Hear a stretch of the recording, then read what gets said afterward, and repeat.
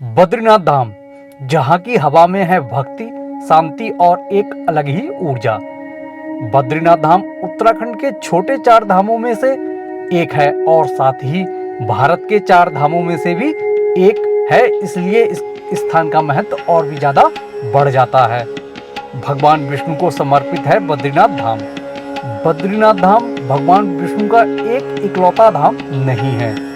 बद्रीनाथ धाम के साथ 4 और बद्री मंदिर है। इन्हीं 5 मंदिर को पंचबद्री के नाम से जाना जाता है।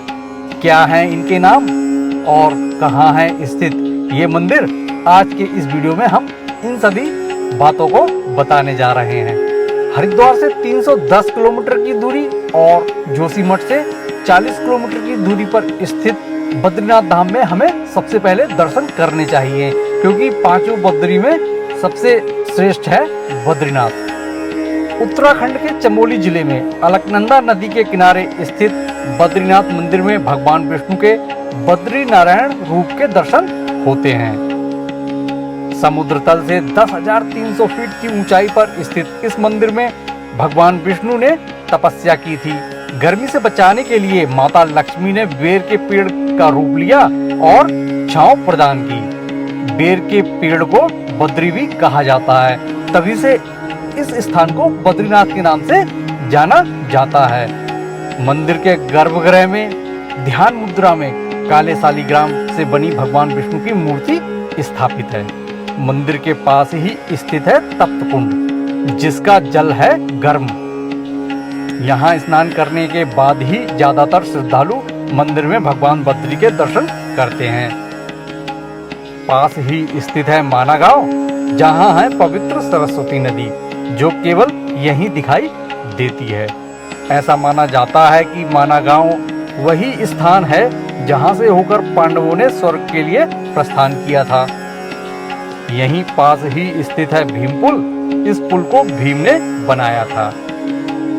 यहीं पास ही स्थित है व्यास गुफा और गणेश गुफा, जहां व्यास जी ने महाभारत लिख और गणेश जी ने महाभारत डिक्टेट की थी। यहाँ से अब हम चलेंगे पांडुकेश्वर। बद्रीनाथ से 22 किलोमीटर और जोशीमठ से 18 किलोमीटर की दूरी पर स्थित है पांडुकेश्वर। पांडुकेश्वर में होते हैं दूसरे बद्री के दर्शन, जिन्हें हम योग ध्यान बद्री के नाम से जानते हैं। पांडवों के पिता पांडु के नाम पर ही इस जगह का नाम पांडुकेश्वर पड़ा है। उत्तराखंड के चमोली जिले में समुद्र तल से लगभग 1829 मीटर की ऊंचाई पर स्थित है यह जगह। यहाँ आप योग ध्यान बद्री मंदिर के साथ वासुदेव मंदिर के भी दर्शन कर सकते हैं। अब हम यहाँ से चलेंगे तीसरे बद्री के दर्शन करने के लिए, जिन्हें जाना जाता है श्री भविष्य बद्री के नाम से। श्री भविष्य बद्री मंदिर जोशीमठ से लगभग 36 किलोमीटर की दूरी पर स्थित है।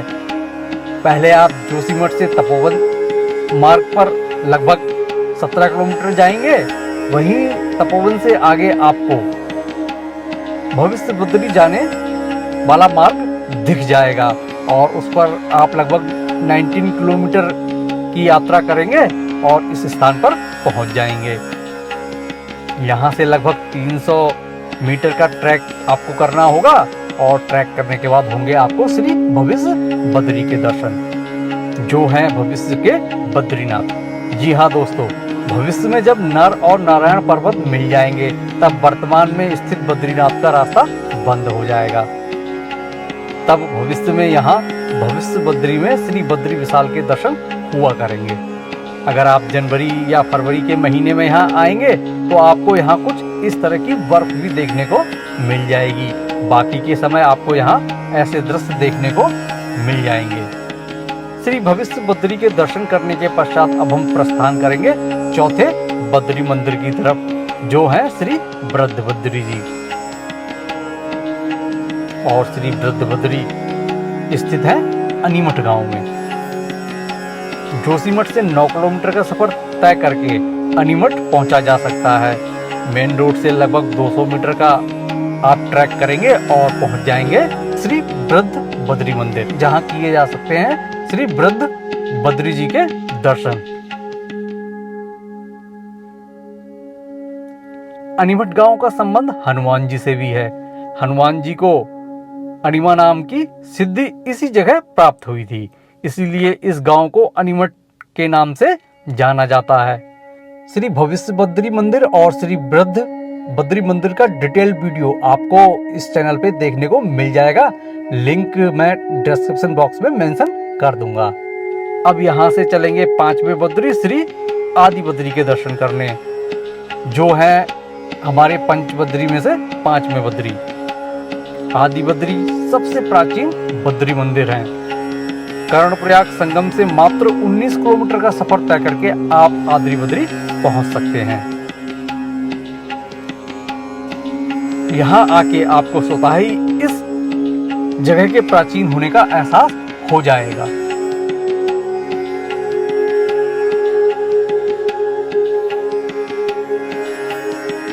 प्राचीन समय में इसी स्थान पर श्री बद्री विशाल जी के दर्शन हुआ करते थे, क्योंकि प्राचीन समय में बद्रीनाथ जी यहीं विराजमान थे। बाद में उनको वर्तमान बद्रीनाथ में स्थानांतरित कर दिया गया। दोस्तों, ये थे 5 बद्री मंदिर।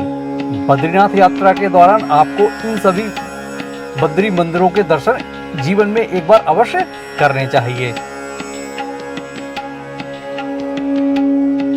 कैसा लगा आपको आज का वीडियो, कमेंट करके बताइएगा। वीडियो अगर आपको अच्छा लगा हो तो वीडियो को कर दीजिएगा लाइक और ज़्यादा से ज़्यादा लोगों के साथ कर दीजिएगा इस वीडियो को शेयर, और हमारे चैनल को कर लीजिएगा सब्सक्राइब। जल्दी ही आपसे मुलाकात होगी किसी नई जगह और नए वीडियो के साथ। अभी के लिए मेरा आप सभी भक्तों को जय बद्री विशाल। हर हर महादेव।